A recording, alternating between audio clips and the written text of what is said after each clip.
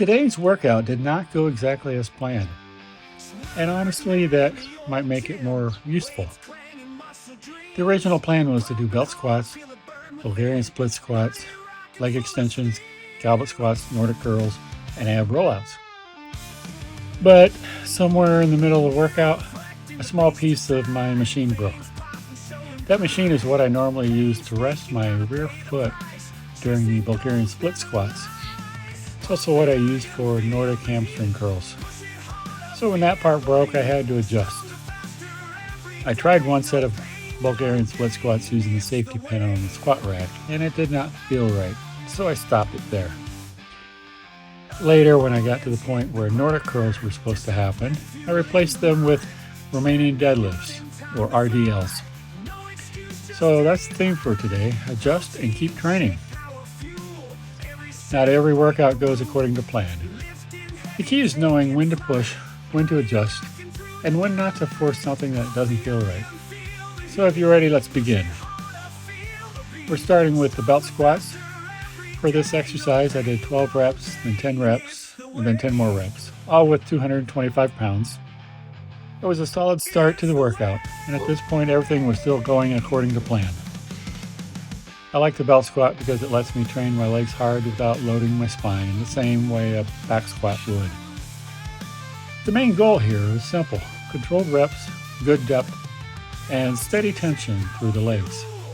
Nothing fancy yet, just good opening movement before the workout decided to get a little more interesting.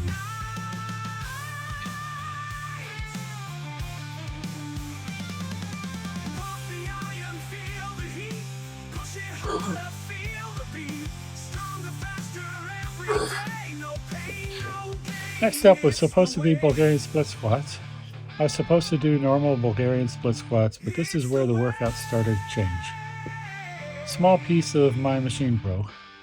That piece helps hold the part I use to rest my rear leg. So instead of using the normal setup, I tried one set with the safety pin on my squat rack. And for that set, I did 10 reps with 60 pounds, but it did not feel quite right. And that matters.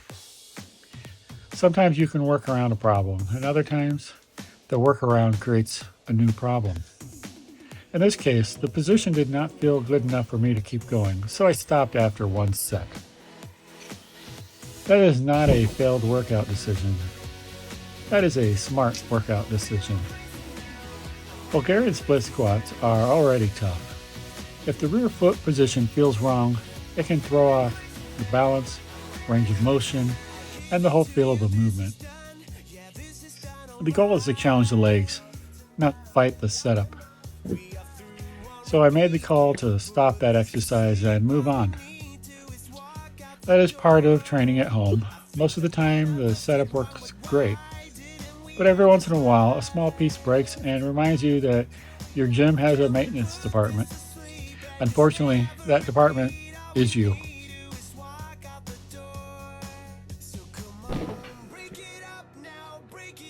Next, I moved to the seated leg extensions. For this exercise, I did 12 reps at 135 pounds, another 12 reps, and then 10 more reps. After that third set, I dropped the weight to 115 pounds and got 6 more reps. So this was 2 normal sets, followed by a third set that blended into a drop set.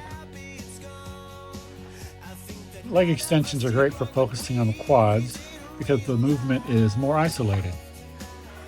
There is less help from the hips, glutes, and lower back compared to the squats or split squats. That can be useful, especially on a day where the plan already had to change. Since the Bulgarian split squats got cut short, the leg extensions became even more important. They gave me a way to keep training the quads hard without needing that broken setup. For form, I want to lift with control, squeeze near the top, and lower the weight without letting it slam down.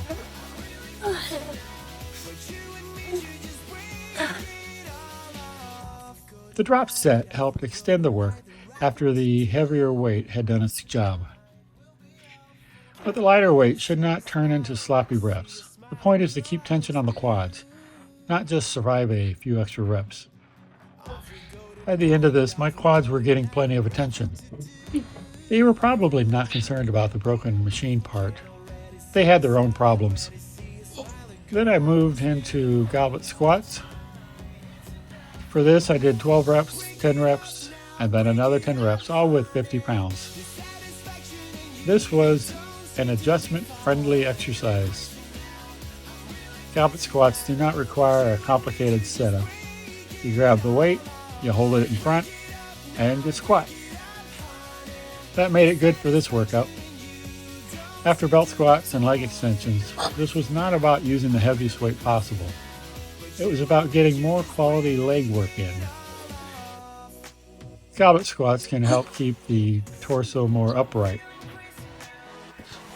Holding the weight in front also helps with balance.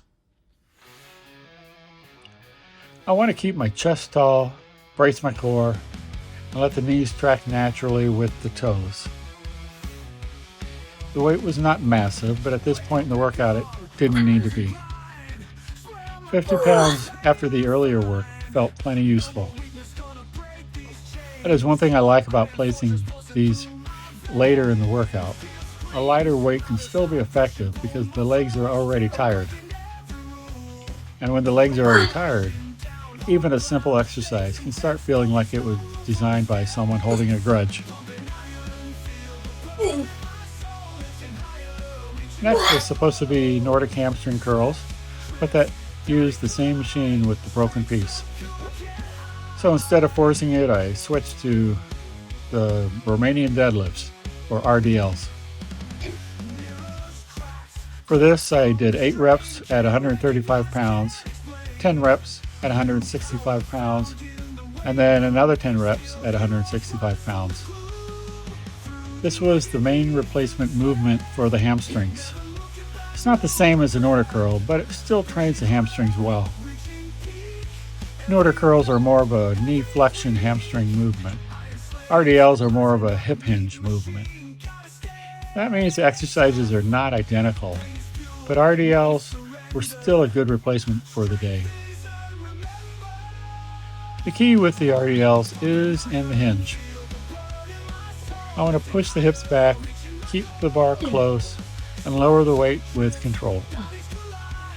I do not want to turn it into a squat, and I don't want to round my back just to chase more range of motion. The hamstrings should feel loaded as the bar comes down.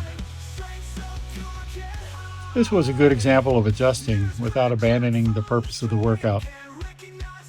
The original plan was to train hamstrings with the Nordics, but since the setup was not available, I used another hamstring-focused movement instead, and that kept the workout on track. It also gave me a polite reminder that when one machine part breaks, it can affect more than one exercise. Well, polite might be the wrong word. I finished with ab wheel rollouts. The ab wheel is simple, but it's not easy when done right. The goal is to keep the abs braced and avoid letting the lower back sag. And for me, the key is controlling how far I roll out. I want the range of motion to challenge my abs without turning this exercise into a lower back problem. At the end of this workout, the reps dropped each set, and that's fine. I got 17 reps, then 15, then 12. That tells me fatigue was building, but I was still able to stay in a good working range. The ab wheel also fits the theme because it does not care what happened earlier in the workout. Broken machine part, changed exercise plan, legs already tired. The ab wheel remains completely unimpressed. Every rep still has to be controlled. That wraps up today's leg and core workout. This one did not go exactly as planned. The machine part broke. Bulgarian split squats got cut short. Nordic curls had to be replaced with RDLs. But the workout still got done, and that's the main point. Training is not always about having the perfect plan. Sometimes it's about making a good decision when the plan changes. I did not force a bad setup. I did not skip the rest of the workout. I adjusted, and I kept training. And that's a good reminder for me, and maybe it's useful for you too. A changed workout can still be a productive workout. Well, until next time, have a great day.